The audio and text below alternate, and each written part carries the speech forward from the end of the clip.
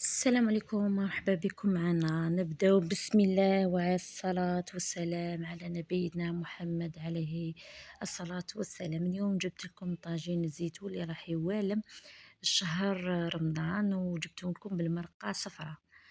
إذا راح نشوفوا الطريقة وإن شاء الله تجربوا وتردوا لي في التعليقات كيفاش جاكم. أول حاجة رانا رايحين نغلو الزيتون تاعنا مع شوية تعليم، نغلوه خطرتين ولا حتى 3 خطرات مليح.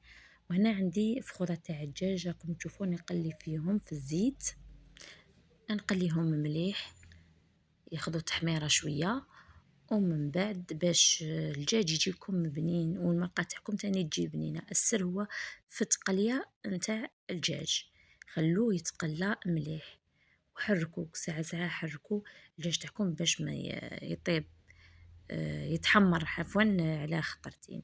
وهنايا بلعت عليه خليته يتقلى شويه. بعد ما شفت اللحم تاع الدجاج تاعي يتقلى شويه، زدت هنا ضفت لهم بصله، حبه بصل مقطعه، وخليها تانية تتقلى شويه، ونزيد معاهم ورقه تاع الرند لازم يكون في المرقه تاع الزيتون. ونزيد هنايا راكم تشوفوا راني خلط باش هذاك البصل يدوب تاني هو معانا في الزيت، يدبال.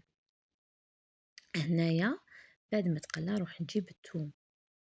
عندنا هنايا 3 فصوص تاع ثوم، راكم شتوني زدتهم.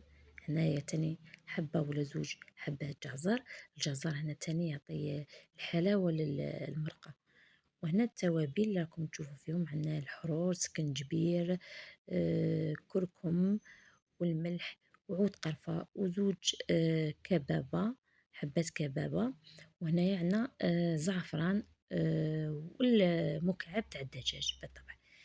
هنايا ضفت لهذوك التوابل للدجاج، وزدت هنايا نص طرف صغير نتاع طماطم، ورايحة نمرق بالماء. والماء لازم يكون سخون، لازم المرقة تاعكم كي تكونوا تقلوا فيها تزيدوا لها الماء يكون ساخن ماشي بارد، هذا تاني يلعب دور في الطياب تاعكم.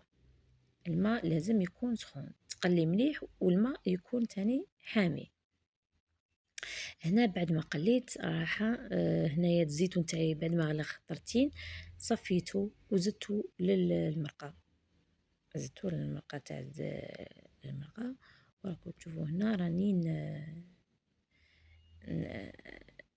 نطيب فيه. ومن بعد ما طاب لي راكم شفتوا هنايا في صحن التقديم راه طاب، وحطيت وزدت معاه بطاطا مقليه، لازم تكون كاينه وحاضره في قلت لكم لازم تكون حاضره البطاطا مقليه مع طاجين تاع الزيتون.